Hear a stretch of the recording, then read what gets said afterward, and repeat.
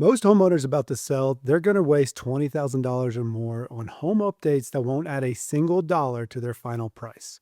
They're going to pour money into the kitchen and they're going to redo a bathroom. They're going to spend money on landscaping, and then they're going to get the same offer that they would have gotten without any of it.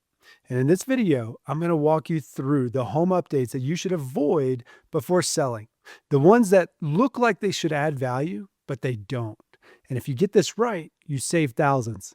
But you get it wrong, you bleed money before the listing ever goes up. I'm Weldon Hobbs, and I help homeowners align their life and wealth goals with their housing decisions so that way they can actually enjoy this next chapter. If you like this type of content, hit the like and subscribe button, and let's get into it. Now, before we get into the list, here's the thing that nobody actually stops to ask. Everybody wants to know which projects to avoid, and that's fair. That's what we're going to go over. But that's not actually the question that matters most. The question that matters is, when are you selling?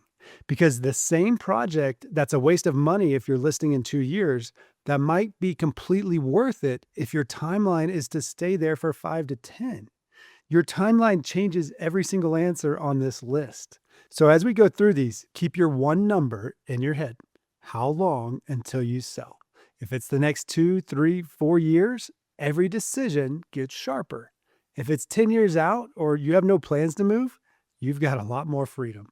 So hold that thought because it's going to come back at every point. All right, number 1, don't over-improve for your neighborhood. This is the first rule, and it's the one that people break the most. You never want to be the biggest, nicest house on the block.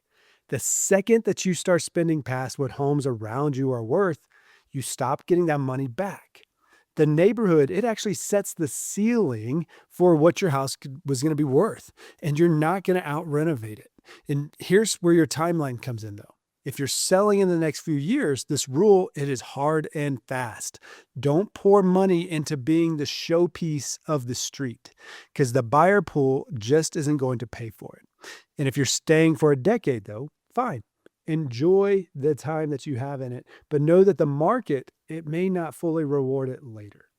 Friends, life transitions, they get complicated fast. And sometimes you just need the right professional or two in your corner to navigate it. So no matter where you are in the country, if this sounds like where you are, book a free call. Link, it's in the description below. And we're going to figure out what you actually need. And if you haven't already, subscribe. More life, wealth, and real estate content for life transitions that we all go through coming out every week. Number 2, be careful with high-end landscaping and hardscaping. So these are koi ponds, water features, outdoor kitchens, custom barbecues, elaborate gardens. You get what I'm saying. These are the easiest places to overspend, and it happens very quickly. They're expensive to install, of course, and then they're also expensive to maintain, and they only really appeal to a small slice of buyers. Some buyers even walk in and they see that big elaborate garden as work, and they're not going to want to take it on. If you love it and you are staying for years, then do it. But if you're selling soon, that custom backyard probably is not going to come back to you in the sale price of the home. Timeline decides it again.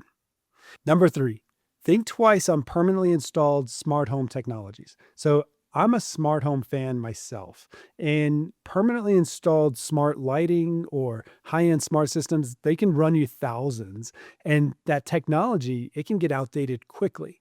And so on top of that, unless your buyer is already into the smart home world, that system, it doesn't have a lot of value for them. In fact, sometimes it overwhelms them. And this one ties straight back to your timeline again. Technology ages fast. If you're selling in a couple of years, you're installing something that's going to feel outdated by the time the buyer walks through. Another way to look at this is some technology features, they are portable. So there are alternatives out there where you could uninstall it before you leave. And in those cases, it may make sense for the short term. But for the permanent ones, if you're staying long term and you'll actually enjoy it, that's a totally different conversation. Enjoy the utility that you get out of it, but just know, again, you might not get all the money out of it. Number 4 is all about swimming pools, and these are location-specific gambles. So in a lot of northern markets, a pool, it adds almost nothing to your sale price. You're not going to get that money back. But in a warmer southern market, that is a different story. But even there, you have to be careful not to over customize. So a pool that takes up the whole backyard or it has an odd shape, has hot tub add-on, that can actually shrink your buyer pool instead of growing it. And look at what's normal for your market, for your area.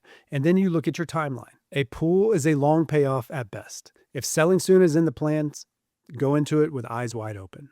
Point number 5, we're going to talk about solar panels. And these are a polarizing subject. And just know that solar panels, they are a long game, not a quick win. I'm all for a lower power bill, but the practicality here and the math, it just doesn't always play out. The payback on solar, it is long. You're often looking at years before you recover the cost, and then the resale value added, it's usually not there. This is definitely a personal choice one. Buying them outright, that's going to beat leasing them because a lease system in that you plan to pass along if you end up moving or selling, that is going to scare buyers off. And let's be honest, the payment plans on these things, they're likely to outlast the length of time that you live in the home. When you look at the average amount of time that actually people stay in a home these days, you're likely going to owe money at the closing table because buyers, they're not going to want to take on that debt. That was your choice, not theirs, and that's their perspective, right? Why would they want to take that on? So this is the clearest timeline, winner or loser, whatever you want to call it, of this entire list. If you're staying in the home a long time, solar can absolutely make sense. If you're selling in the next few years, the math, it's likely not going to work out before you hand over the keys. Point number 6, and this is all about sunrooms. So these rooms, they rarely return what they cost. And there's a wide range here from a basic screened-in porch all the way up to a fully insulated, heated 4-season room. And unless it's a true 4-season room, the return on investment, that it can certainly be lower. You're spending real money on a space that buyers in your area, they might not value at what it cost you to actually install. It's the same filter as everything else. Check what's common in your neighborhood and then check your timeline. The longer you stay and enjoy it, the more it's worth doing for you and not for the resale. All right, number 7, don't get personal with bold paint and wallpaper. This one, it's touchy again because your home, you should make it yours. It should make you happy. You should smile when you walk in. And you should surround yourself with those colors that you love. But very bold, very personalized paint and wallpaper, that can be a turnoff for buyers. And if you're selling soon, you may end up repainting or stripping the wallpaper just to list it, which that means you spent that money twice and got none of it back. So if you're years from selling, paint away, however you want, and enjoy it. If you're close to listing, lean more neutral. Again, your timeline is going to tell you which bucket you're in. All right, number 8, this is all about carpet. And I'm going to say before you replace carpet with carpet, think about what the alternatives are. Look at your area and see what's actually selling. Because carpet has gotten cheap, and so it's tempting to go that route. But the reason it's gotten cheap is because buyer demand for it has dropped. They want buyers, in this case, they want hardwoods, they want laminate wood, they want solid surface flooring. And if your carpet, if it's old and needs to go, you're going to have to replace it with something so that way you present your home well.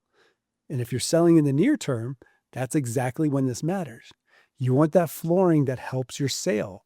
If you're staying for years, of course, do what's comfortable for you and your family. Point number 9, and this is my warning to you to be careful about converting or combining rooms. It's going from 2 into 1, because when you do that, you actually can lower the value of your home.